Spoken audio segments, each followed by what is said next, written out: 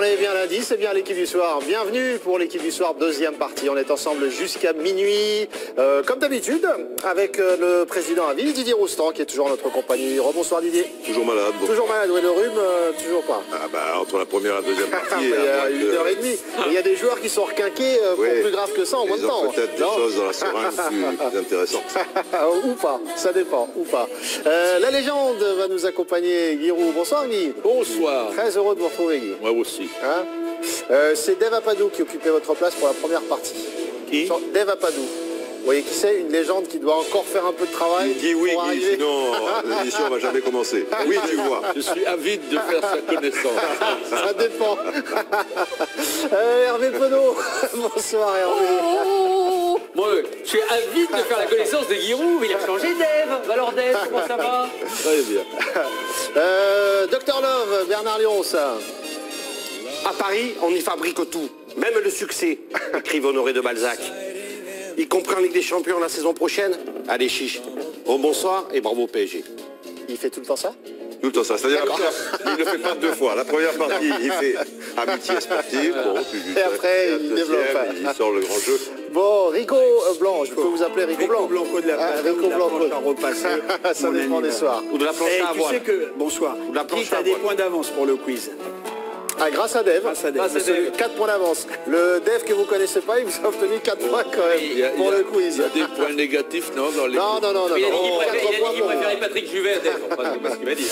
Bon, évidemment, lendemain de titre pour le Paris Saint-Germain. On va y revenir longuement dans cette équipe du soir. Avec un joueur qui avait un petit peu vu la soirée d'hier, ce 7-1 face à Monaco. C'est Yuri Berchiche, le PSG champion. 17 points d'avance sur l'AS Monaco. Bien sûr, il avait eu cette déclaration, Yuri Berchiche. Les adversaires du PSG ne sont pas assez forts en Ligue 1. C'était chez nos confrères du Journal du Dimanche. En Espagne, la densité permet à Barcelone, à l'Atlético, au Real Madrid d'être mieux préparés à l'heure des grands rendez-vous européens. Souffrir le week-end, c'est utile, évidemment en pensant à la Ligue des Champions. Yuri Berchiche, qui nous amène à cette question, est-ce que les adversaires du PSG ne sont pas assez forts et du coup plombent Paris en Ligue des Champions? Vous n'êtes pas d'accord sur ce sujet et c'est même un 2 contre 1.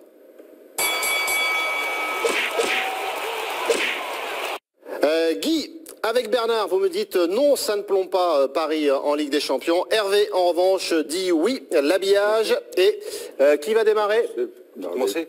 Oui. Ouais, c'est Guy qui va prendre la main. Alors, allons-y. Guy. Non, je ne crois pas que c'est une influence. D'ailleurs, je ne crois pas non plus que le championnat espagnol soit si homogène que ça, où ni l'allemand, ni l'italien, ni le belge. C'est tout simplement qu'à chaque fois, depuis 3 ans, il y a un os le jour du décisif, un os de management, quelqu'un qui s'en mêle, ou le manager qui s'en mêle les crayons. C'était le cas, c'est pas du tout le niveau du championnat de France. Hervé. Moi, je trouve que c'est toujours intéressant d'écouter ce que ressentent les joueurs. Et ce que lui dit, c'est ce que les joueurs se disent de toute façon. Et effectivement, le problème de ce championnat de France, c'est quand vous avez des adversaires qui sont plus faibles techniquement que vous, mais même mentalement pas dans le coup, parce que souvent quand le Paris Saint-Germain domine, d'un seul coup il craque complètement et il n'y a pas cette adversité. On parlait du championnat d'Allemagne, où le Bayern par exemple, effectivement, il domine largement son championnat, mais d'un autre côté, la mentalité des équipes allemandes n'est pas du tout la même. Bernard.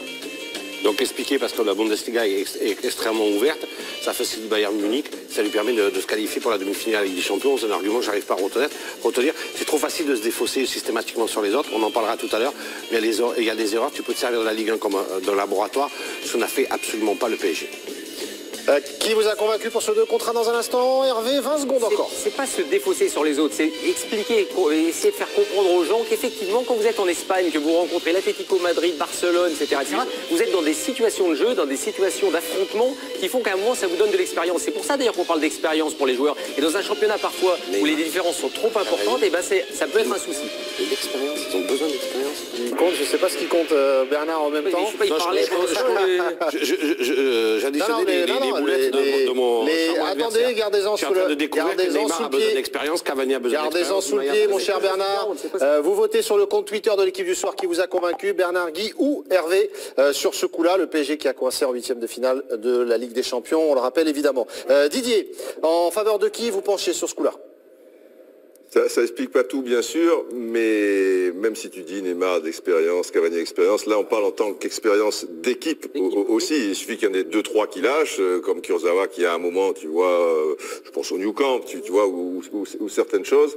Et c'est vrai que quelque part, c'est un handicap. Quand tu vas jouer contre l'Atlético Madrid, là-bas, même chez toi, à Valence, même contre la Real Sociedad ou truc, parce que les adversaires ne sont pas, tu vois, alors ils sont anxieux, mais ils vont mettre une telle énergie et un tel mental aussi, même si techniquement c'est moins fort, et les Allemands c'est pareil, que je pense que ça constitue un handicap, et il y a trop d'écart entre les 4 premiers, si tu veux, et tout le reste. Cravacher toute la saison. Pardon? Je dis, tu peux faire vraiment un contrario et te dire que cravacher toute la saison pour essayer d'arracher de longues haleines. Ça peut être une force parce que ça te permet effectivement aussi, hein. de pouvoir faire tourner.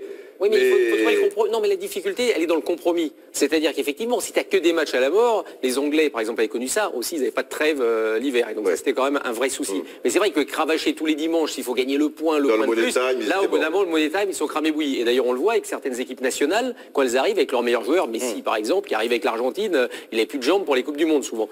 Donc, c'est vrai que ça peut être. Mais il faut trouver le juste compromis. Et le problème du championnat de France, effectivement, c'est que pour le Paris Saint-Germain, quand on voit Monaco sur numéro 2, ils font 7-1, ça peut être un handicap. C'est pas pour ça qu'ils vont pas gagner. Eric, on n'a pas encore entendu Bernard et je donne la main. Bayern que tu citais, il y a le contre-exemple de la Juve qui est crassou depuis 5 ans, ça l'a pas empêché de faire de finale. Non mais avec Naples, il y a eu des vrais combats. Et puis quand tu joues Milan AC, quand tu joues l'Inter, c'est quand même costaud. D'aujourd'hui. Même d'aujourd'hui, l'Inter, ils ont combien de défaites dans le championnat? 2, non? Non, mais en Italie, il y a un côté tactique qui fait que chaque match est... Enfin, ça, on va en reparler avec ton ami Emery Bilan. Qui fait que c'est très compliqué. Didier Léjean, t'inquiète pas, on va en discuter. On fera le bilan d'Emery, effectivement. Eric, on vous a pas encore entendu. Moi, ça me fait penser, tu sais, quand tu sors qu'avec des moches, quand il y a une belle, tu la rates. Donc, je plaisante, c'est pas... Le niveau, il pénalise quand même, parce qu'ils font pas de cauchemar, ils ont pas de sueur, ils tremblent pas. Et à un moment donné, le vécu collectif dont parlait Didier est important. Bien sûr qu'ils ont tous individuellement un grand passé, mais ensemble, il y a une question d'état d'esprit, de mental qui est insuffisant. Ils n'ont pas la culture de la gagne non plus à ce niveau-là. Le club ne l'a pas. L'institution est encore jeune. Le poids de l'histoire. Et ça, du magasinier, il n'y a pas d'anciens. Dans le club, pratiquement pas. Ils ont ramené la Fernandez à la formation, mais tu pousses une porte à Barcelone ou ailleurs, il y a du monde. Après, ça fait qu'à un moment donné, ça te manque. Et ça se construit, mais ça peut mettre 10 ans, 15 ans malheureusement. Juste pour terminer, les Anglais sont très compétitifs. Et pour l'instant, ils n'y arrivent pas, pour d'autres raisons structurelles. Mais ils n'y arrivent pas alors qu'ils se battent aussi sans arrêt avec une compétition féroce. Donc on a les deux cas de figure. Le PSG, facile en regard, et les Anglais. On a eu 2 cas de figure l'année dernière avec Paris qui avait un adversaire et qui n'est pas passé non plus en Ligue des Champions. Je pense aussi qu'une équipe de Paris devrait comporter plus de Français. Il y a certains jours, il n'y a que le public qui est français.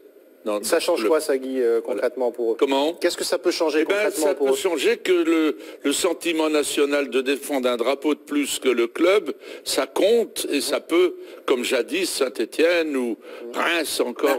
Quand on arrive en Ligue des Champions, ça peut compter, ça? Regarde le Bayern, il s'est appuyé, l'équipe d'Allemagne, sur 5-6 joueurs quand ils ont les résultats. Barcelone et le Real, ça a été 4-5 joueurs aussi, tu les retrouves en Ligue des Champions. Donc quand ils ont eu leur bonne période, il y a des contre-exemples aussi. Non mais après, bien sûr, tu as la tête de gondole Ronaldo, ça, mais tu as des Espagnols qui jouent en équipe nationale. Tu n'as pas la MSN à Barcelone, c'est dur quand même. D'accord, je te pose la question. À part Mbappé qui émerge, qui est titulaire français? Rabiot, quand même. Non, titulaire. Rabiot. Non, en équipe de France. Ah, en équipe de France. En équipe de France, je vous posais. Qui est titulaire? Eux, ils en ont 4 ou 5 partout. Ils ont eu des résultats en équipe nationale et en club. Mais tu as quand même certains joueurs français, parce que tu as Areola, tu as Kurzawa, tu as Rabiot, tu as Kimpembe, tu as Mbappé. Non mais je veux dire, c'est pas si mal. Ah oui, mais c'est pas suffisant. Et je le rejoins.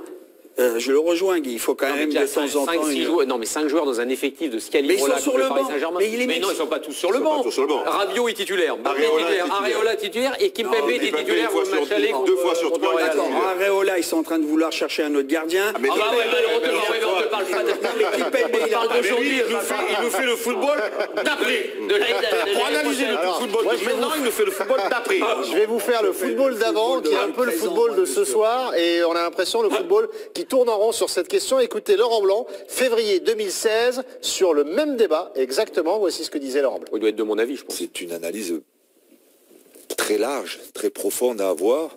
Et je pense que vous avez raison, à travers peut-être ce qui se passe en championnat et la domination du Paris Saint-Germain, il y a une réflexion à avoir avec tous les clubs, tous les dirigeants du club, tous les parties importantes du football français pour voir comment on peut rendre le football français plus compétitif. C'est pas la faute du Paris Saint-Germain si le football français ou le championnat de France n'est pas attrayant.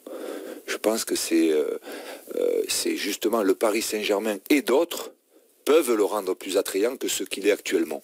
Comment fait-on? Voilà, la vraie question, elle est là. La vraie question est qu'on se repose ce soir, on n'a pas avancé d'un iota. Oui, mais alors dans le même laps de temps, si je comprends bien, le football français est plus du tout compétitif. Enfin, le Paris Saint-Germain, on a fait la démonstration. Le championnat est plus du tout compétitif. Mais vous avez bien Monaco a été champion. Et en même temps, sur les 8 derniers finalistes des Coupes d'Europe, il y a 3 clubs français et 3 clubs différents. Monaco en demi-finale avec des champions, Lyon en Ligue Europa et Marseille cette année. Alors, expliquez-moi. Non mais la Ligue Europa, c'est l'étage en dessous. Qui peut répondre à Bernard? Je vais y répondre. La Ligue Europa, c'est l'étage en dessous. Il faut quand même se rendre compte. C'est-à-dire que pour arriver en demi-finale... Il y a 10 ans, on faisait des demi-finales de Ligue Europa toutes les saisons. Non, mais il y a 10 ans, tu parles d'il y a 10 ans, je pense que Lyon est en demi-finale de Ligue des Champions en 2005 ou 2006. 2006-2007, je n'ai plus la date exacte, mais ils sont aussi en demi-finale. Non, devant Bordeaux, quand il sort, c'est 2009. 2009. Dans ces eaux-là, il y avait Laurent Blanc. À sa question, je réponds, effectivement, il y a même 8 ans, on avait un club en quart de finale de Ligue des Champions, Bordeaux, et un en demi qui est battu par le Bayern de Munich. Non, mais quand tu vois 14, 15, 16, 17, c'est Barça-Real en finale. Ligue Europa, c'est Séville. Donc l'Espagne quand même. Mais quand Laurent Blanc il dit qu'est-ce qu'on fait, on commence à le voir arriver, c'est des nouveaux investisseurs. 20% à Lyon par des Chinois. Maccourt, on dit qu'il est pauvre, oui, par rapport aux Qataris, mais il enclenche la marche avant. Des Américains vont peut-être acheter Bordeaux. Et tu dois laisser progressivement des gens économiquement, des capitaines d'industrie ou des investisseurs rentrer dans le monde du football et espérer une dernière chose, que les droits télé montent. Parce qu'aujourd'hui, à 750 millions, t'es trop loin. Un club anglais, le dernier de la Ligue... Ça n'a jamais cessé de monter, Eric, depuis 20 ans. Oui, mais un club anglais, tu sais combien il touche? Dans un autre monde avec les Anglais. Non, mais le budget en Angleterre qui descend, il prend 150 millions. Oui, mais tu te bats. Et il a le budget, le 4e budget de France. Non, mais c'est Mike Tyson qui te prend, quoi, sur un ring. À un moment, tu compares des Pour conclure sur le sujet. Oui, c'est une réalité. La France, c'est 5e club européen. À l'indice, UEFA, ouais. Ça fait peut-être 7e club mondial. Eh ben, on est premier en quoi? La France, elle est pas dernière. On dit que c'est la 5e ou 6e nation. À l'UEFA, 5e. Eh bien, c'est pas la première non plus. En rien, on est premier de temps en temps. Fourcade, voilà. Martin Fourcade. Si on est on est bon. Un peu de neige, un petit fusil, et puis c'est parti. On prend la peine dans un champ et boum. Martin Fourcade à la rescousse du PSG. Mais ce qui est ennuyeux, c'est que quand on regarde l'indice UEFA, effectivement, on est 5e, mais les 4 premiers sont là, et puis le reste, c'est très largement en dessous. On doit être à 55 d'indice, et le RE, c'est 55. Le résultat de ce 2 contre 1, Guy, Bernard, c'est vous qui gagnez. 55-45. J'aurais dû passer l'interview de Laurent Blanc avant. Avant peut-être, ouais.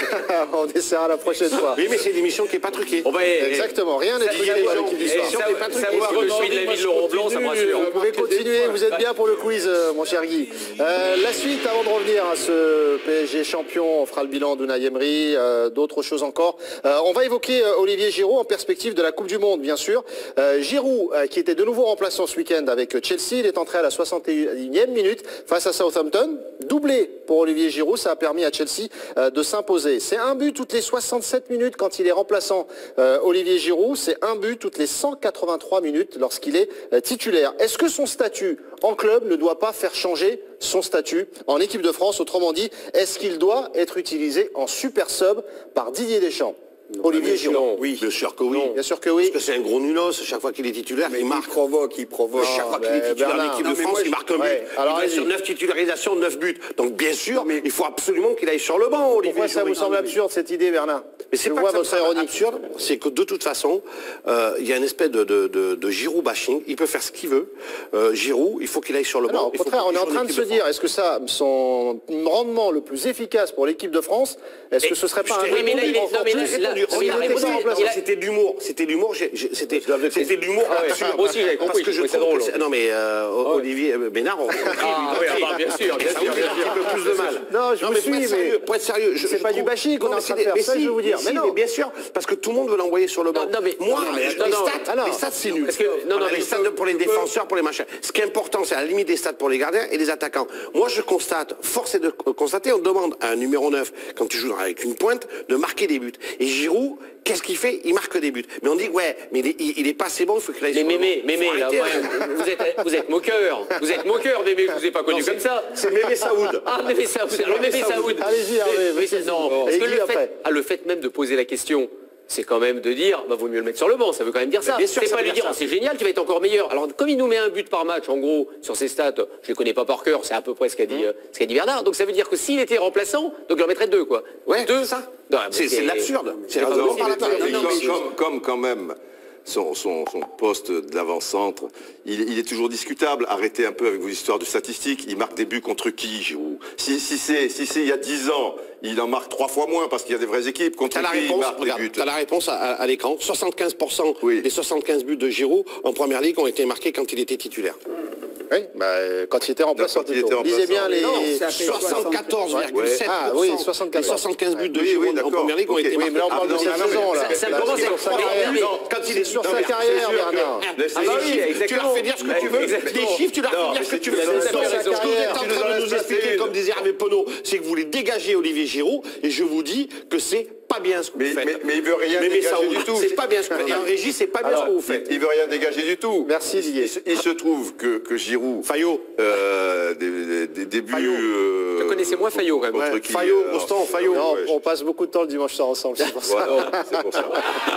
C'est contre qui d'une part, et qu'il y a autre chose, c'est que bien souvent, si on est malmené contre une équipe, tu vois, on l'a vu avec Colombie, mais on l'a vu avec d'autres, à un moment, tu ne le vois plus, et de par son jeu, il peut plus participer au jeu, même s'il fait des efforts, même s'il a des qualités. Alors je dis, moi, à mon sens, que Deschamps le mettra peut-être titulaire pour certains matchs, et super sub dans... Ça, c'est autre chose, peut-être. Non, mais on discute, tu vois, oui, c'est pas... Ça. Voilà, il y a un point d'interrogation. Guy... Moi, je maintiens que Mbappé et Griezmann, peut-être ça vaut le déplacement. Ça dépendra bien sûr aussi des autres. Évidemment. Mais moi, je bouge beaucoup dans le football, notamment amateur, mais aussi tous les présidents de France disent il nous faut un avant-centre, 1m90, des épaules comme ça, bon de la tête, et quand il a une balle, il la met au fond. Vous m'avez appelé, c'est Giroud. En plus, Giroud, il vous fait un petit cadeau. Il est très bon en jeu défensif aérien sur les corners, et ça fait un gars de plus quand il y a un très grand dans l'équipe adverse. Enlevez-le, puis mettez Griezmann à la place sur corner, vous verrez. Ouais, mais quand Eric, en quart, non, mais ou en demi, quand Bernard il dit on veut le dégager, d'abord les journalistes ce sont eux, les hommes du football ce sont eux qui écrivent, mais moi je rejoins, et je l'ai toujours dit, je pense que Giroud 2016 une chose, aujourd'hui on est en 2018, je pense qu'on peut trouver un tandem meilleur, plus efficace, qui parte à la Coupe du Monde, oui, un déclassement pour la bonne cause, oui, qui devienne le casque bleu de l'équipe de France en prolongation pour marquer ou garder ou fixer, pourquoi pas, c'est la voiture utilitaire de l'équipe de France, mais c'est pas le meilleur aujourd'hui. Et là je reviens, c'est pas que je fais on dit bashing Giroud. Non, juste une chose, Benzema aurait été là. C'est Benzema qui aurait mis les buts, parce qu'il aurait été plus souvent titulaire que Giroud. Giroud, il a été, parce que Mbappé n'était pas là non plus, à côté de Griezmann. Le tandem fonctionnait bien. Or, ça marche aussi à un certain moment. Et comme tu dis, le jeu s'accélère, va vite. Moi, ce que je constate, s'il était si fort, pourquoi Wenger l'a poussé dehors? Pourquoi, mine de rien, Conte à Chelsea les remplaçants, et là, il les a fait gagner en marquant 2 buts sur 3 contre Southampton? Il y a une raison. Pourquoi il ne Juste une chose. Pourquoi il ne s'impose pas? Tu vois ce que je veux dire? Si il devait être le numéro 1 de l'équipe de France. C'est juste des questions. Après, moi, je dis pas, il doit pas jouer la Coupe du Monde. On peut répondre à la question. Il doit être dans les 20. On peut répondre à la question. Ça, c'est un argument qui est très intéressant, évidemment. Ça veut dire qu'il dans l'esprit de Wenger, et Wenger qui a même été acheté un autre joueur, Aubameyang, donc dans l'esprit de Wenger et dans l'esprit de Conte, alors que Conte, il pensait l'utiliser, et puis finalement, il préférait Morata, qui était quand même complètement à la rue. Maintenant, à lui d'ouvrir la porte. Mais c'est vrai que c'est une question. Mais d'un autre côté, il y a aussi une réponse qui est l'histoire de la complémentarité. Quand ça fonctionne bien avec un joueur, par exemple dans le jeu de Conte, effectivement, Giroud est peut-être plus en difficulté que dans le jeu de Didier Deschamps. De la même manière, il est un peu plus en difficulté peut-être dans le jeu de Wenger que dans celui de Deschamps. Avec Deschamps et avec les joueurs qu'il y a autour, ça fonctionne bien. Juste très rapidement alors, Bernard. Ce qui est valable pour l'un est valable pour l'autre. C'est une critique positive et négative. On parlait de Benzema, formidable, machin. Donnez-moi juste ses stats dans les phases finales. Puisque Didier, tout à l'heure, il disait que Giroud, il marquait... Benzema, c'est pareil, il a marqué 27 buts, il y en a 3 contre les îles Faroé, 2 contre l'Arménie, 2 que machin. Dans les grosses équipes, il en a marqué quelques-uns, mais 15%, comme Giroud. Et à un moment, il y aura ces matchs-là. Donc on est d'accord. Je peux comprendre l'histoire Mbappé. Non, mais Mbappé, je comprends. Mais je te dis... On va s'arrêter là sur ce débat. C'est le sens de l'histoire, je suis d'accord avec toi. Ça, je suis d'accord. C'est pour ça que d'où la question, etc. Et bien finalement, on y arrive tout doucement. On partait de loin. On est d'accord. On va rester un peu en Angleterre. Guardiola champion. Trop s'écharper. Manchester City est champion ce week-end grâce à la défaite de Manchester United. 16 points d'avance pour City sur United. Pep Guardiola qui défend son titre, c'était hier. If you had now 87 points, 5 games left, it's because we did it outstanding. When the people say it was a big failure, what happened, last week, they don't understand absolutely anything in football. So Champions League is 7 games, you can win the Champions League, but league is every 3 days during 10 months. And I'm sorry, it's much more important that what these guys have done all the season.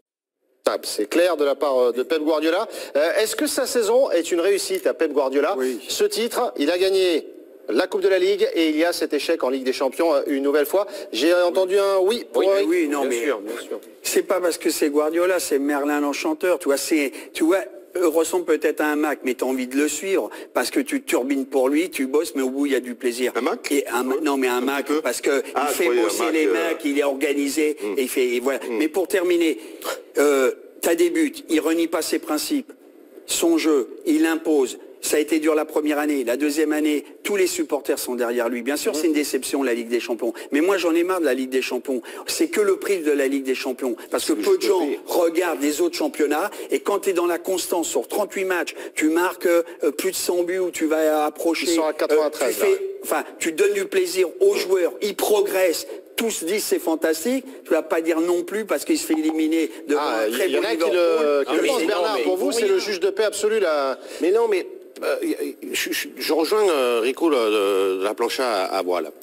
Sauf que le juge de paix aujourd'hui, pour ces clubs-là, eu égard aux investissements consentis à l'intersaison, notamment par City, qui a dépensé, parce qu'on a beaucoup parlé des investissements du Paris Saint-Germain, on a un peu oublié... 546 millions, hein, ouais, de 2 ans. le chèque que les Émiratis ont fait pour que Guardiola ait une super équipe. Ouais, c'est plus de 540. Ouais, 540 ou un truc comme ça. Donc c'est colossal, l'investissement, il est colossal. Donc tu attends un retour sur investissement.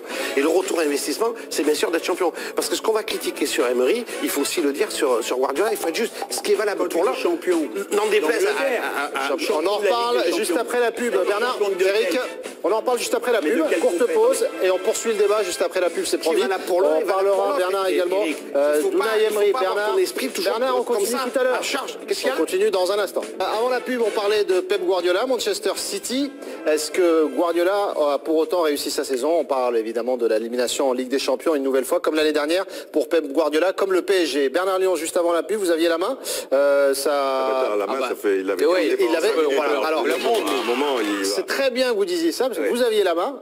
Mais vous allez écouter Hervé Penaud qui n'a pas encore parlé. Et Giroud, évidemment, dans la foulée. Hervé.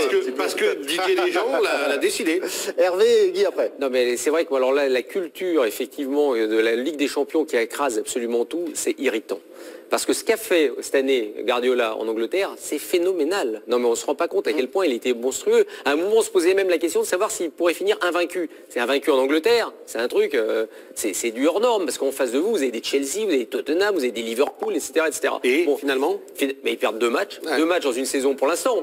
Peut-être plus tard, on verra, mais c'est rien. ils ont marqué, ils peuvent battre le record de points, Ils sont à 93 buts, le là. record de points, le record de buts, le record de victoires, etc., etc. Il a fait jouer son équipe un jeu fantastique. Il a fait progresser des joueurs, et ça, faut jamais l'oublier, parce que c'est important aussi l'impact d'un entraîneur. De Bruyne n'a jamais eu ce niveau-là. Sterling, qu'on croyait être un coureur à pied, d'un seul coup devient un joueur de football, en plus d'être un coureur à pied. Donc, c'est un... Et après, parce qu'il a raté. Et en plus, il se fait éliminer par Liverpool. Et Liverpool, attention, Liverpool, c'est une énorme équipe aussi. C'est une équipe qui perd très peu. Ils sont éliminés en Ligue des Champions avec un arbitrage très contestable. Très, très contestable. Là aussi, donc, je veux dire, pour, le Real. alors, lui, il va finir avec 2 trophées cette année. Si on estime qu'il n'a pas réussi sa saison, bah, il faut quoi? Alors, il n'y a que la victoire en Ligue des Champions. Donc, tout le reste, alors, il y a une équipe qui a réussi sa saison. Le reste, je crois que même on fait un débat, mais son interview est remarquable. Bien sûr. Bien sûr, il a tout dit dans son interview. Guy, votre opinion sur Guardiola, vous n'êtes pas dans l'effet de mode. Je pense que ça n'a pas terni sa saison. Il a fait une très grande saison avec la Coupe de la Ligue en gadget supplémentaire. Et puis le championnat, comme on vient de le décrire. Bon, simplement, je pense que ça n'est pas un manager de coupe. Il va en gagner une de temps en temps parce qu'il est tellement plus fort, mais ça ne sera jamais en proportion de ce qu'il est capable de faire. À quoi vous le voyez, ça Parce que c'est un homme qui aime sa manière de jouer, qui pense au jeu et tout, et qui n'est pas un homme à transcender son équipe. Déjà, il est tellement fort, il n'a pas besoin.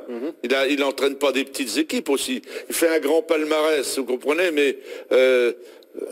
Patrice Garande, il ne peut pas faire un grand palmarès international, il entraîne quand? En même temps, on ne va pas lui proposer d'entraîner City non plus. Oui. On va voir. Hein Non, mais attention, juste une chose, 2008-2012, il gagne 2 Ligues des Champions, il Avec gagne le la Coupe Barça. d'Espagne. Alors bien sûr, vous allez me dire c'est le Barça, c'est facile. Barça. Et ben Tito Martino, il est rentré chez lui, l'Argentin. L'autre derrière, pareil. Valverde, il est sur la sellette dès la première année alors qu'il a perdu que 2 matchs. Non, Guardiola, ok, la Ligue des Champions, mais il a quand même gagné. Mais je trouve Il a réussi intéressant brillamment l'argument. au Bayern aussi. Hein. Ouais. Non, mais je trouve intéressant. Au Bayern, il s'est fait aussi voler par l'arbitrage. Mais je trouve intéressant... Ben non, mais on oublie, on s'en fout de toute façon. Non, Bon, mais voilà, moi je vais dire, il n'y a qu'une équipe, c'est le Real Madrid. C'est elle qui gagne les 3 dernières années, les autres. Mais ça me fait marrer. Qu'est-ce qu'a dit Zidane une fois? Vous dites que je suis le meilleur et quand je vais perdre là, si jamais je perds, je vais être un tocard du jour au lendemain.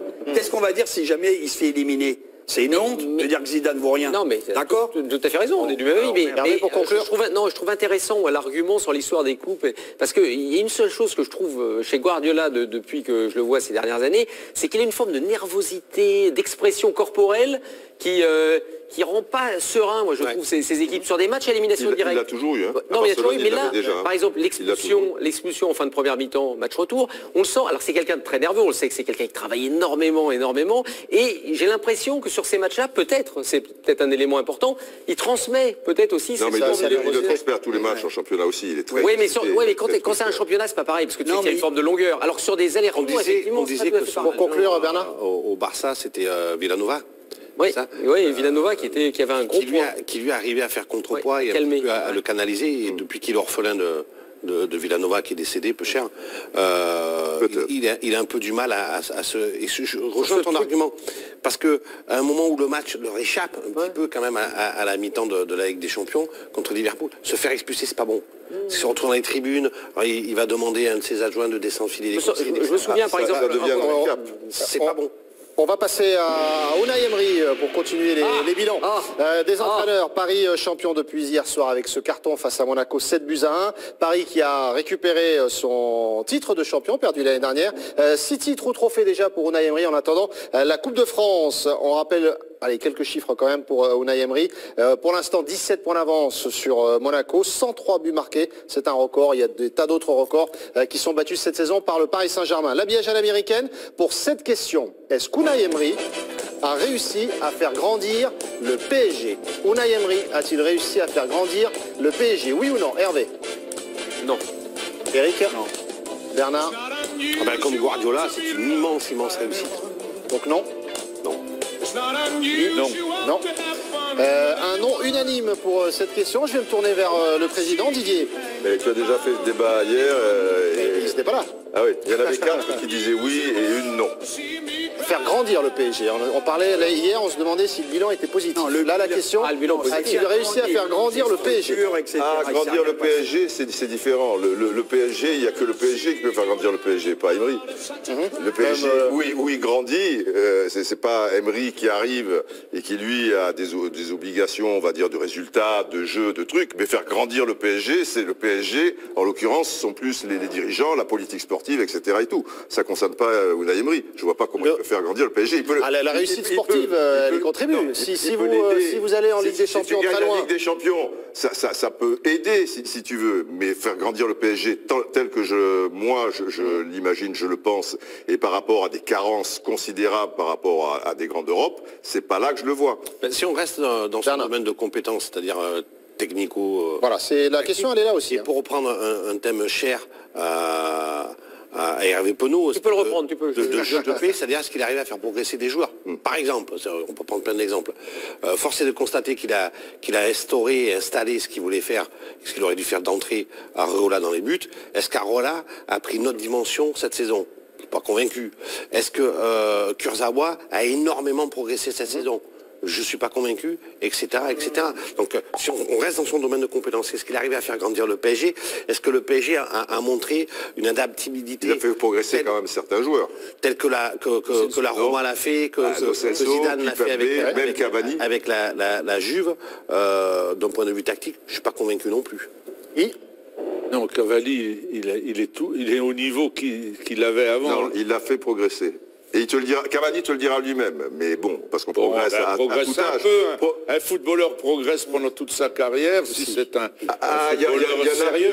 Il y en a qui stagnent, et qui régressent. Et lui te dira qu'il a progressé. Ça va, il a régressé. Oui. Mais là, c'est pas un problème. Oui, mais c'est ça. On le sait. Peut-être qu'il oui, mais c'est par rapport à l'institution, là. C'est pas par rapport à un entraîneur s'il n'est pas rapport avec les joueurs.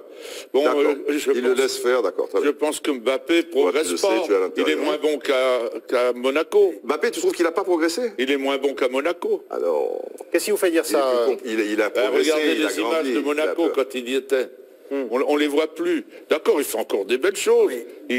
Pour moi, à Monaco, pendant 3 mois, il valait 18 sur 20. Là, il vaut 16. Hein. C'est plus dur aussi pour lui. Eric. Évidemment. Non, moi, de toute façon, tu ne peux faire que grandir si les structures changent à l'intérieur même, l'organisation, le directeur sportif. Ce qui est de son domaine, comme disait Bernard, ce qui était de son domaine.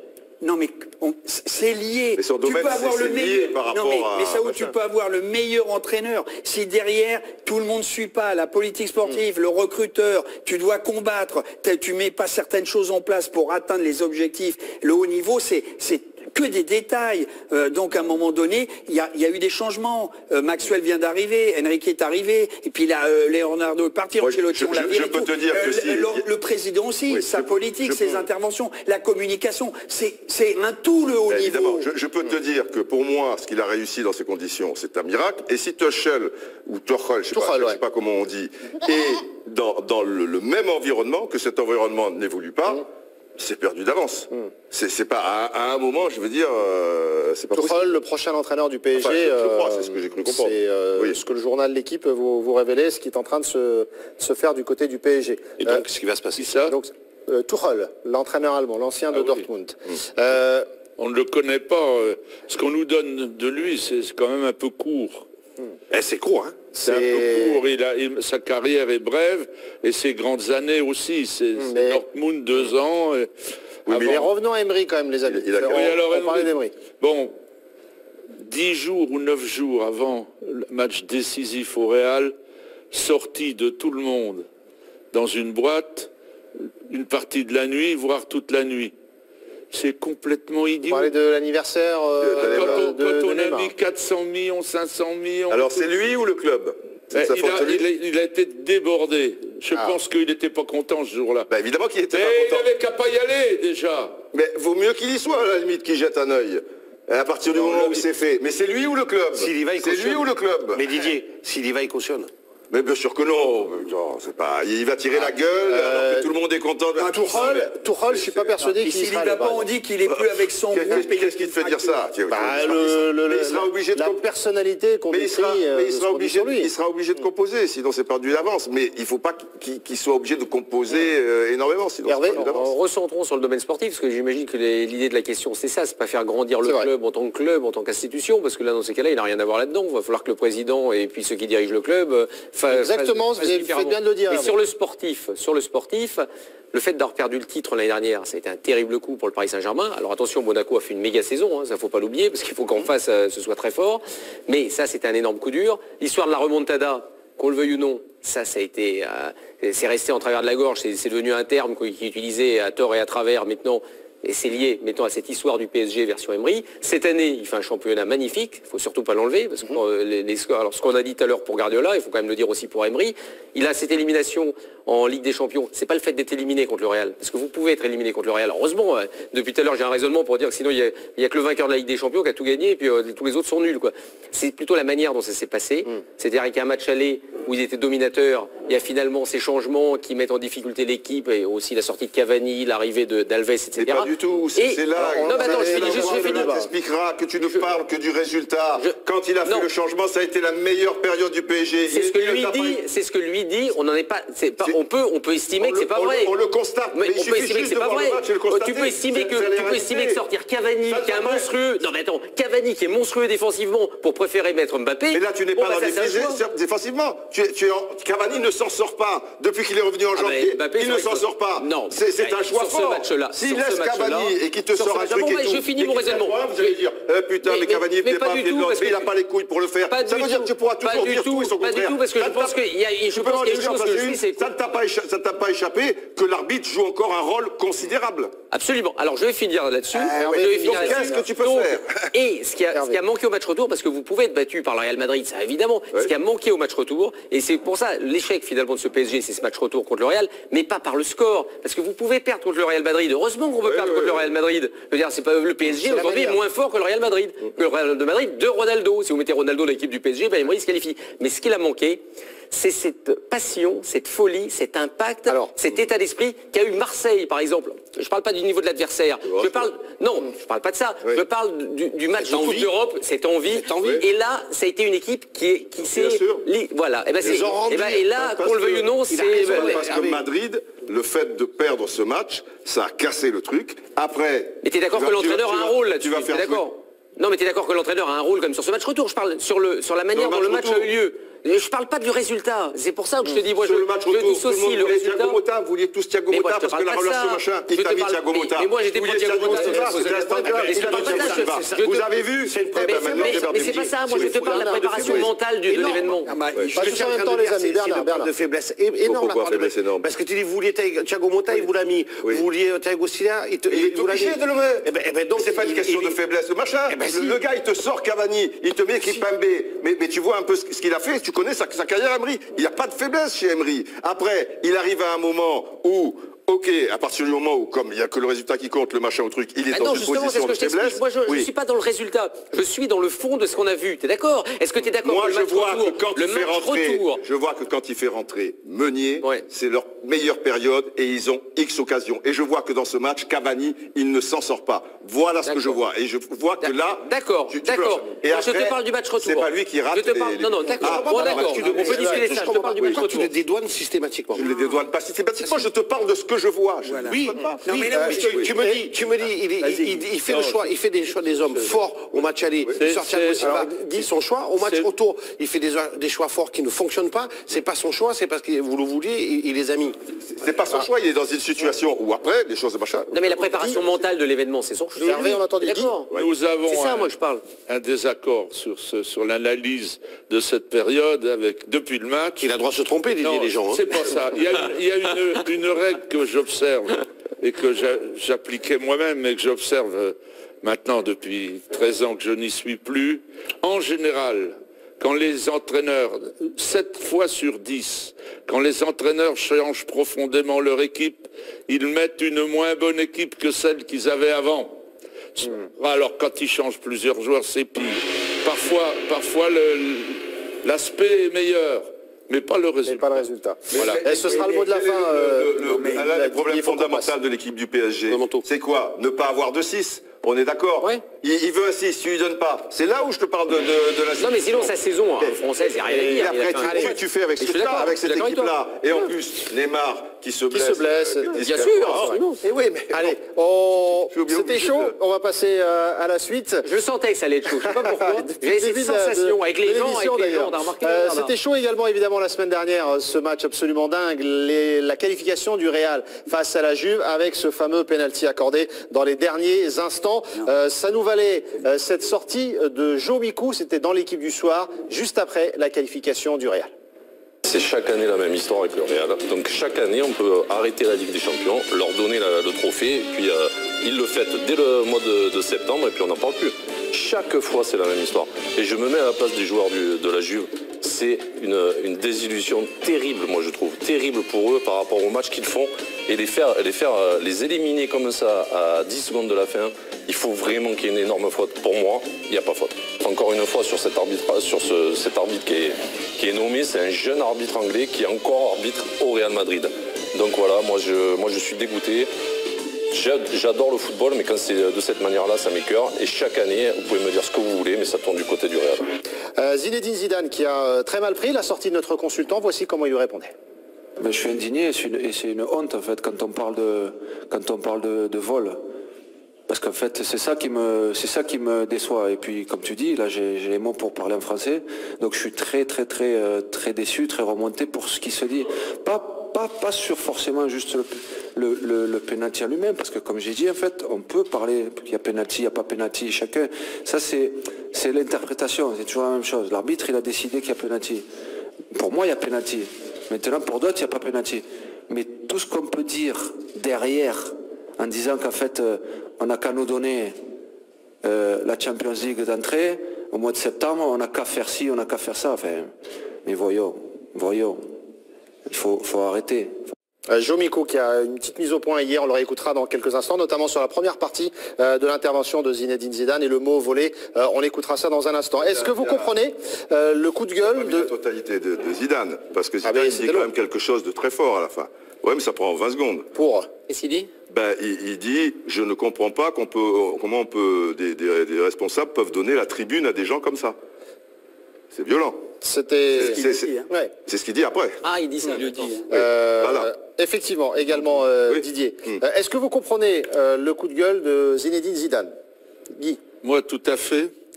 Et je n'approuve pas la Juve, qui a été un immense expert dans le maniement parce qu'ils avaient une structure professionnelle pour manipuler les arbitres pendant des années, Dans le championnat qui leur ont permis de monter, de remonter de deuxième division, etc. Donc c'est tombé sur eux. Mais moi, magnifique occasion. Si on avait eu la vidéo, vous vous rendez compte, l'engueulade des deux gars qu'il y avait devant l'image, dans le camion, sur le parking, c'est eux qui auraient décidé s'il y avait pénalty ou pas. Moi, de mon fauteuil, qui était assez proche, avec un écran assez grand, j'ai pensé que le gars, il avait été poussé, et que d'être poussé à cet endroit-là, quand on fait un amorti poitrine, et qu'il n'y a plus qu'à la mettre dedans, c'est un penalty, si vous voulez. Bon, mais j'admets que d'autres disent, il y en a qui ont dit, il n'aurait pas dû le donner. Ça veut dire qu'il y en avait. Mais d'autres disent, la poussette était légère, il y a bien des poussettes comme ça qui font pas les penalties. Alors d'accord. Maintenant, ce que Zidane proteste, c'est défendre son club. Ils ont fait des efforts, etc. Puis en plus, en face, c'est les Juifs, je le répète. Parce que quand on va en Italie, ou quand on allait en Italie, c'était pareil. Hervé? Oui, on peut comprendre le coup de gueule. Moi, j'ai pas vu la fin de l'intervention. Alors, on l'avait entendu hier soir. Voilà, donc c'est la plus importante. Parce que ça, à la rigueur, il n'a pas à le dire. Heureusement. Ça, c'est la plus importante. Mais en revanche, c'est normal parce que lui se sent attaqué. Et puis, Johan, il a tout à fait. Lui, il ressent ça, donc il l'explique, il le dit, il l'exprime. Oui. Mais c'est normal que de la part de Zidane, vous avez l'impression d'être attaqué en vous disant je bosse toute l'année pour avoir des résultats comme ça. Et puis au final, on vient me pointer du doigt, sous-entendu, de toute façon, en septembre, tout est déjà réglé puisque c'est le Real qui va gagner. Non. le Real ne va pas gagner, parce que quand vous mettez un pénalty à la 94e minute, c'est que c'est pas réglé d'avance. Parce que alors là, ou alors c'est les rois du suspense, les mecs. Non, mais si tu veux, le fond du problème... Mais je comprends aussi Jo, qui lui, à son point de vue, il le défend. Moi, j'aurais été, si j'avais eu un duel contre lui, j'aurais été contre, parce que moi, je suis de sa vie, pour moi, il y avait pénalty. Mais c'est pas l'histoire qui est pénalty ou pas pénalty. C'est que c'est un... Ça part de là, non, oui, Didier. mais ce qu'on essaie de faire comprendre, et ce qu'a essayé de faire comprendre Buffon, c'est que à ce moment-là, et compte tenu des conséquences, tu dois avoir plus que l'intime conviction, si tu veux. Tu vois, c'est pas un truc à la 15e. Mais il l'a. Pardon? Ça doit être flagrant. Ça doit être flagrant. Oui, mais pour lui, Non, il n'est pas à 10 mètres. Il n'est pas à 10 mètres. Il est à beaucoup plus de 15 mètres.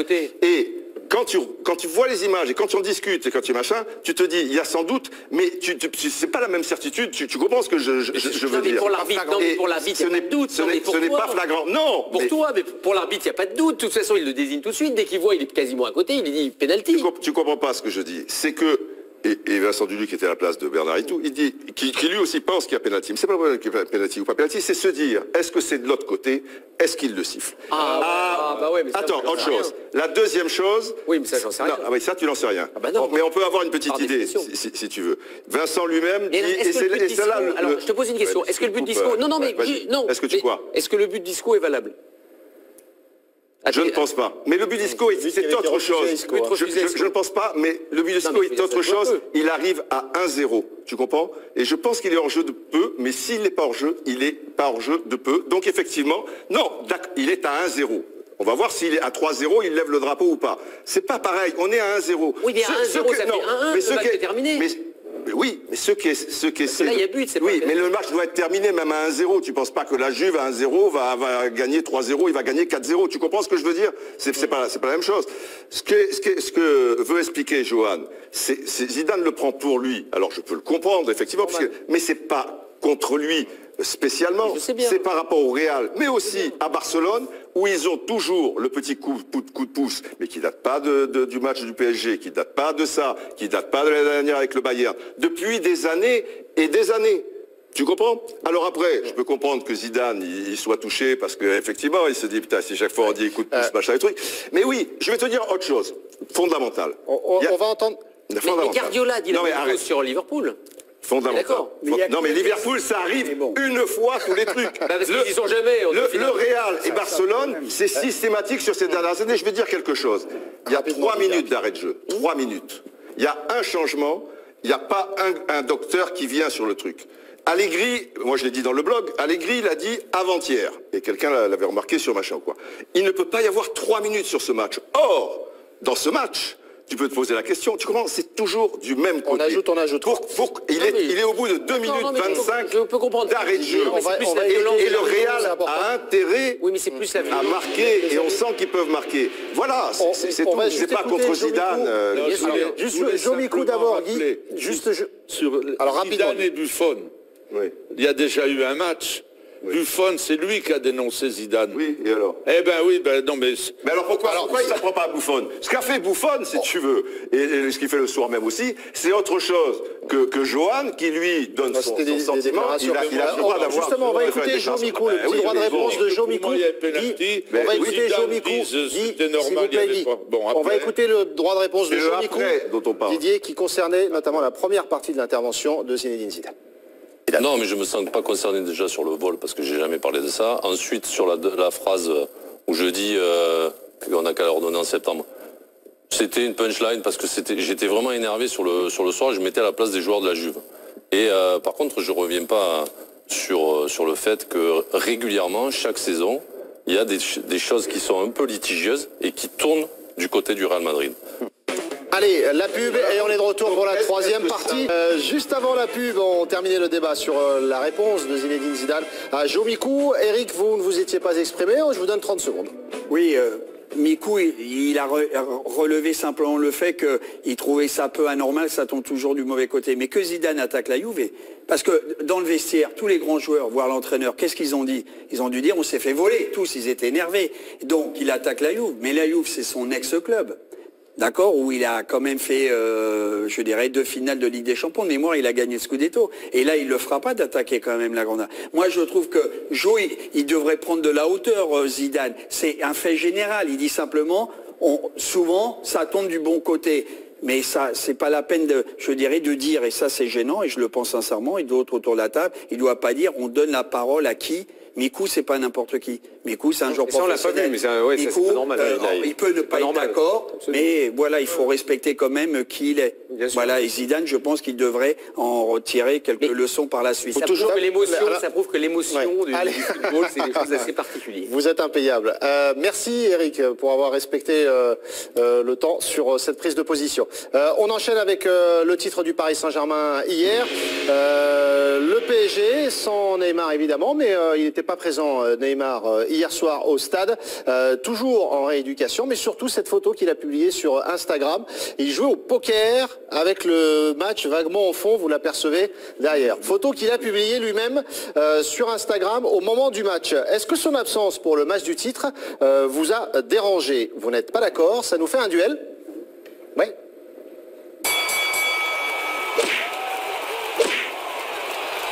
Eric, tranquille, vous dites non. Bernard, oui, ça vous a dérangé. 30 secondes chacun. Qui va démarrer pour ce duel? Eric. Honneur au perdant. Bah, non, sincèrement, c'est pas dérangeant parce qu'il s'en va, il a été opéré. On l'a opéré au Brésil, il fait partie du patrimoine. Saillant y est allé, Nasser y est allé. En plus, il y a du business, il y a un protocole, il y a la Coupe du Monde qui arrive. Qu'est-ce qu'il va venir voir un match un mois après sa blessure, alors qu'on n'est même pas sûr que c'est le titre obligatoirement. En plus, les supporters font, comme les cheminots, une grève d'encouragement, il se passe rien, il n'y a pas de feu d'artifice, il n'y a rien. Ce qui m'a plus choqué, c'est que quand il n'était pas là, quand Madrid a joué, parce qu'il s'est blessé 4 jours avant, il aurait pu décaler son opération de 4 jours et être là au match. Top Eric, Bernard. Forcément, ça me dérange parce que ça me fait de la peine pour lui. Vous vous rendez compte, c'est son premier titre de champion de France et il ne peut pas venir le fêter avec ses petits équipiers devant son nouveau public, lui, le nouveau roi de Paris. Il se retrouve confiné chez lui alors qu'il peut de nouveau marcher puisqu'il avait expliqué dans une interview qu'il pouvait de nouveau poser le pied sur terre. Et il se retrouve coincé à devoir jouer au poker pendant que son équipe est sacré champion sans lui. Donc ça me dérange, ça me fait énormément de peine pour Neymar qui, lui, on l'a vu, est très très attaché au Paris Saint-Germain. Bernard Lyons, quoi. Hein, sur le compte Twitter. Qui vous ceux qui ne comprennent pas l'humour, allez vous coucher. Exactement, Guy. Ceux qui connaissent Bernard ont parfaitement compris le langage de Bernard Lyons. Vous votez sur le compte Twitter entre Bernard et Eric. Didier, de quel côté vous vous situez? Comme on sait que le PSG sera champion, si tu veux, c'était pas la 38e journée, est-ce qu'ils vont gagner, est-ce qu'ils vont ceci, est-ce qu'ils vont cela, à la limite qu'ils soient pas là pour le match contre Monaco, ça me dérange pas trop. Mais ce qu'il a posté sur Instagram, je trouve que c'est pas terrible. C'est pas la question posée. C'est pas la question posée, mais il en amène une autre finalement. C'est pas la question posée. Moi j'ai une autre réponse. Guy, c'est quoi votre réponse à quelle question alors? C'est un blessé, c'est un convalescent.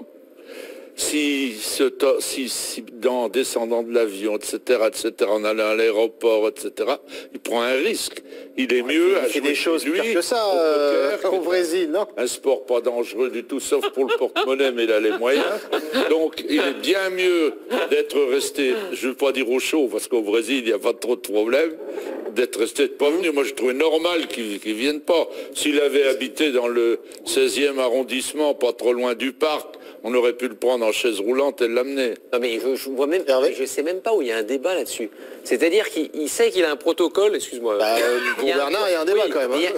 Oui, mais un débat au second degré. Mais il y a un protocole, il est en train de se faire soigner avec des médecins et des kinés brésiliens. Il est en train de se faire soigner. On va lui dire, non mais viens au PSG, et puis si par hasard Monaco venait à gagner, tu retournes au Brésil quand il était. Et puis après, il y a le prochain match, c'est contre qui? Et puis on va revenir, la prochaine fois. J'avais pas pensé à ça. J'avais complètement oublié, c'est vrai que j'aurais dû le mettre dans mon argumentation, qu'il est salarié de la CDSAO et pas du Paris Saint-Germain. Pas du tout ça. C'est pas ça que j'ai dit. C'est pas ça que j'ai dit. En t'écoutant parler, j'étais en train de me dire. Visiblement, tu m'as mal écouté, c'est pas ça que j'ai dit. J'écoute de travers, mais je vais donner un exemple très simple. Les Brésiliens, je me souviens à l'époque quand je suivais Lyon, par exemple, tous les Brésiliens, quand ils avaient des soucis, ils voulaient se faire soigner au Brésil. Parce que eux me disaient, c'est leur point de vue, ils disaient qu'ils avaient les meilleurs kinés, notamment, ils avaient des kinés de très haut niveau. Et donc ça c'était juste pour retourner chez eux. C'était d'aller voir l'ex. Non. C'est-à-dire non, c'est quand on est avec un médecin et qui on peut parler, on sent confiance, mais c'est important. Il se passait quoi? De quoi? Ils y allaient tous? Ah bah ils y allaient, et puis moi je crois que c'était Chris qui s'était fait soigner là-bas, ou Cassapa, je sais plus à l'époque. Et Eric, il y a débat pour vous ou pas alors? Tous les mecs m'avaient dit ça. Le protocole, il se fait opérer. C'est le docteur Saillant qui est allé au Brésil. Il a suivi l'opération. Parce qu'il n'était pas capable de le soigner en France. On peut soigner en France, mais c'est Neymar. Eh ben, il a le pouvoir. Ça vous emmerde peut-être, mais c'est comme ça. Et Nasser, il est même allé voir son père. Il est allé voir la fondation. Et il a sûrement fait un chèque. D'accord? Donc c'est comme ça. Alors Neymar, il va pas revenir quand même pour un match à Monaco. Et ils ont raté la Coupe du Monde en 2014 et tu comprends bien que Neymar, aujourd'hui, il faut que ça soit sûr. Il faut pas qu'il y ait une erreur, une fissure, parce que c'est un drame national. Donc aujourd'hui, on va faire 12 heures d'avion et imagine s'ils avaient perdu. Alors il revenait à 3, il revenait à rien, il revenait quand et il sera là le jour de la fête, à la 37e journée. Neymar sera là et on va pas en faire un plat.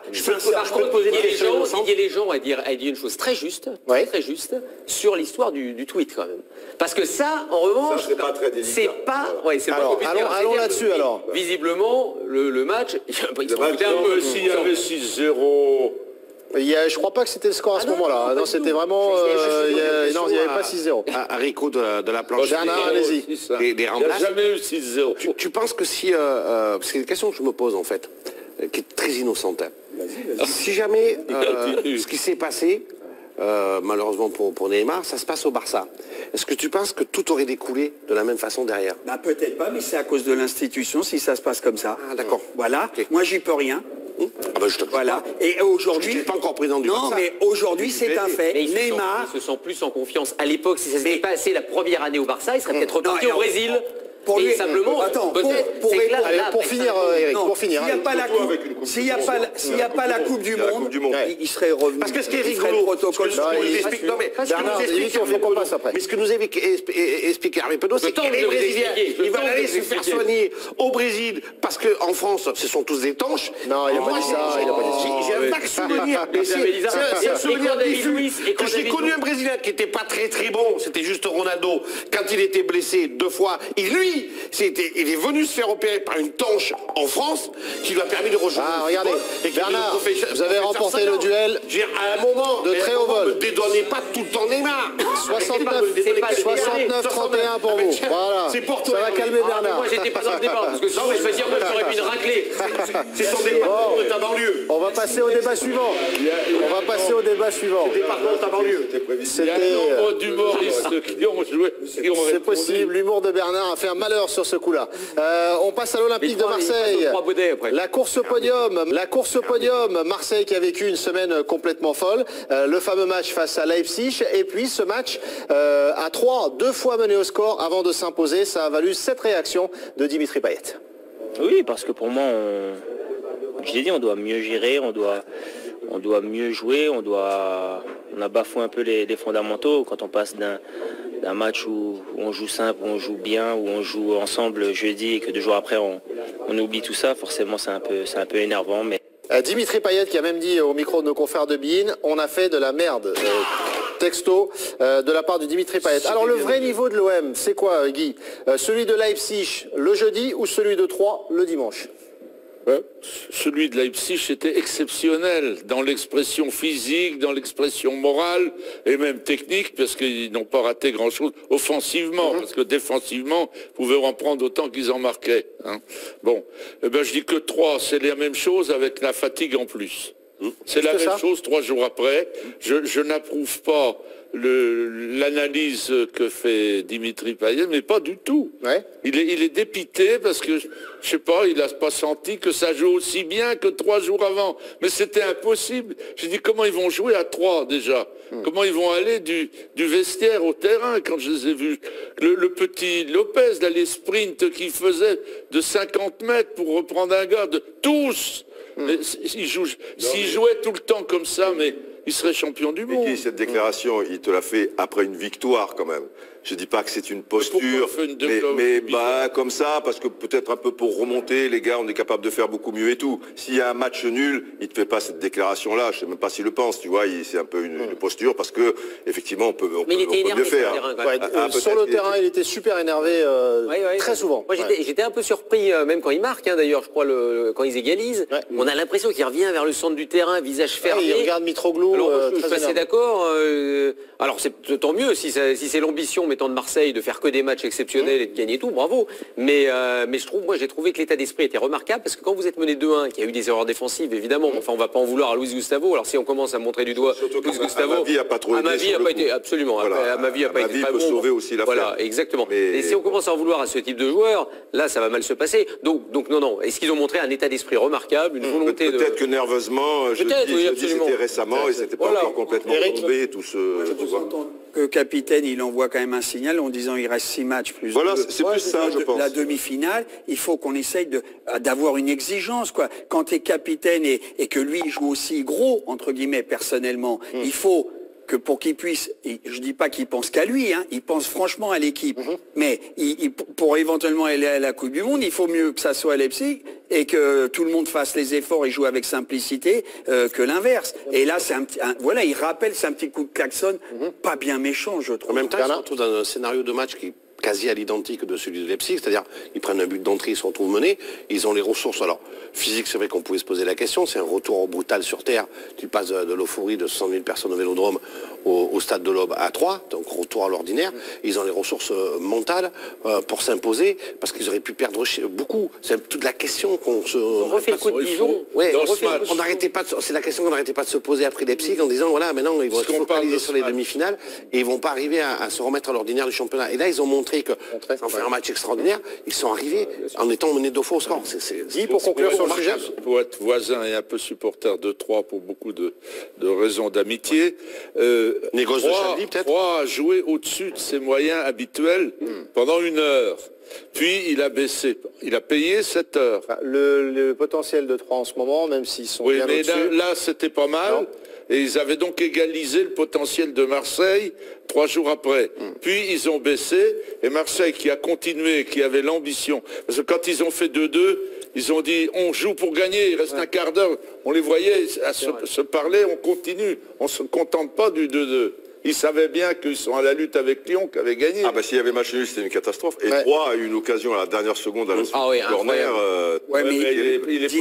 Didier, pénalty non sifflé, scandale sur Thauvin, il faut être sérieux aussi. Il y a pénalty. Enfin, à un moment donné, le mec est à 5 mètres, on a vu le match, bon, t'arrêtes, quoi. Ça, c'est incroyable. Eh ben, on va arrêter le thème. Mais il est pas trop énervé, Eric.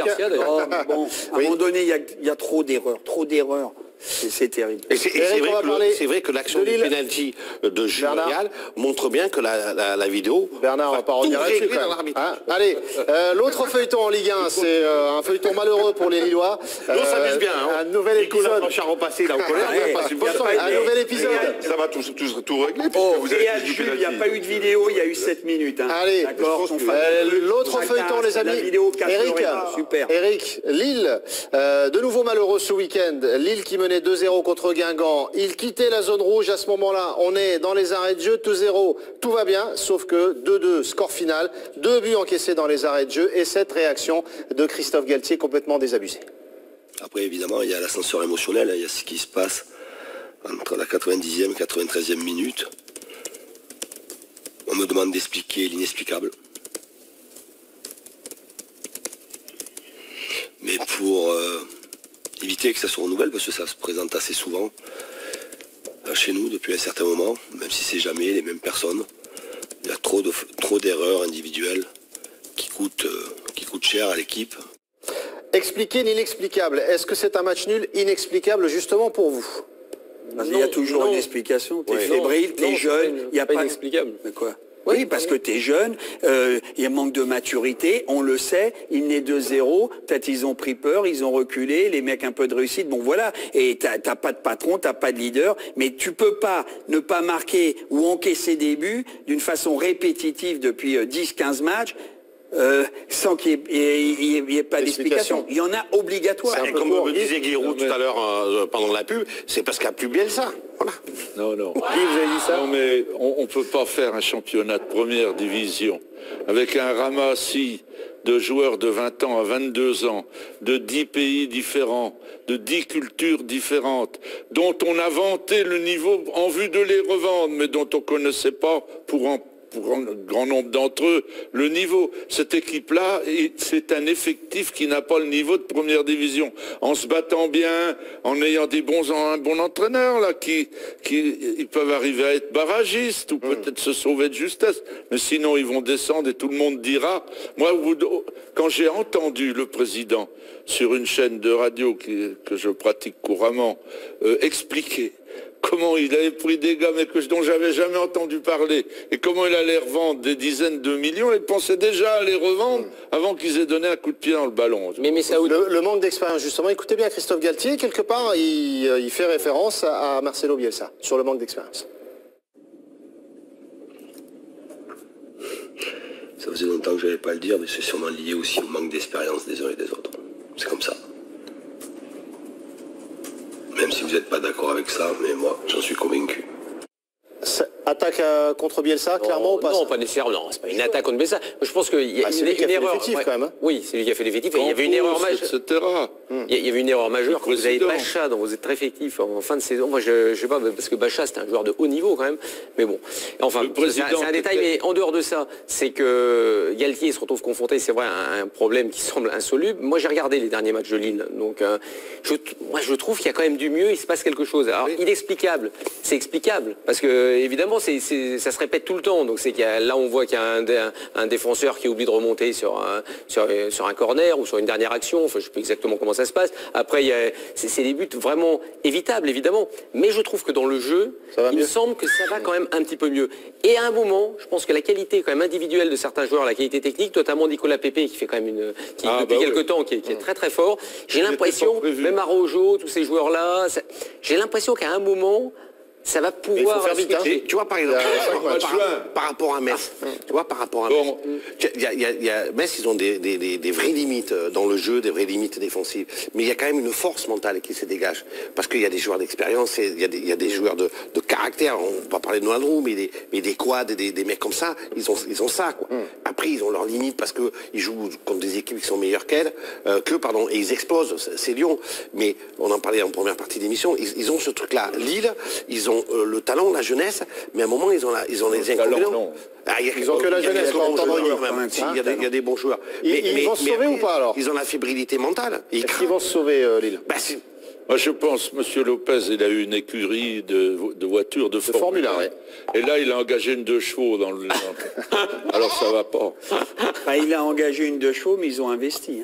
Ah oui, ils ont mis de l'argent. Le fonds d'investissement, quand même, il est en train de taper à la porte. Et à l'heure où on parle, ils sont rétrogradés. Ils sont passés devant quand même la DNCG, et ils sont en 2e division. Il va falloir quand même que dans 2 mois, ils amènent. Et tu sais comment qu'ils amèneront de l'argent que s'ils arrivent à vendre.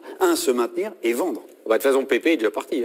Parce que je veux dire, c'est le seul qui va rapporter beaucoup d'argent, plus 1 ou 2 Brésiliens. Mais en plus, les tarifs de départ ont été très élevés. Très élevés. Alors, on se demande pourquoi. Terrier qu'ils ont vendu. Oui, il y a Terrier qui est parti. Déjà transféré à l'Olympique Lyonnais, on le rappelle. 11 plus 4 millions. En banlieue. Banlieue de Saint-Etienne, 11 plus 4. Donc, la référence de Bernard. Mais moi, je sais pas, j'ai l'impression, peut-être que je me trompe, mais je me dis, c'est pas possible. À un moment, il y a toujours un moment où ça tourne un petit peu. Il reste 5 journées. Oui, mais regarde, il suffit que ça tourne sur 2 journées, vous preniez les points nécessaires. Depuis 2 mois, on dit qu'ils vont descendre. Il y a Lille-Metz. Et ils sont ex-aequo. Là, ils sont barragistes. C'est 3 qui descendent. Puisqu'il n'y en a que 2, avec Metz pour l'instant. Donc, je me dis, à chaque fois, on dit Lille va descendre. Non, ils vont s'en sortir. Non, mais déjà, si vous aviez un projet avec Bielsa, il faut aller au bout avec Bielsa. Parce que s'il y a bien quelqu'un qui avait une idée sur l'effectif qu'il avait engagé, c'est bien lui. Donc au moins jusqu'en décembre, quelle était l'utilité de le virer avant? Ça c'est quand même un mystère. Parce qu'évidemment que l'entraîneur qui vient, il n'a pas la manière de voir les choses, de jouer, etc., etc. Et en plus, il n'a pas pu changer, il n'a rien pu changer en janvier à cause de la DNCG.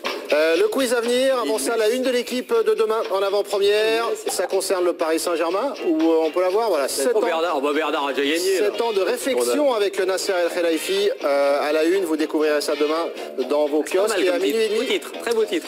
Et à minuit et demi sur le numérique.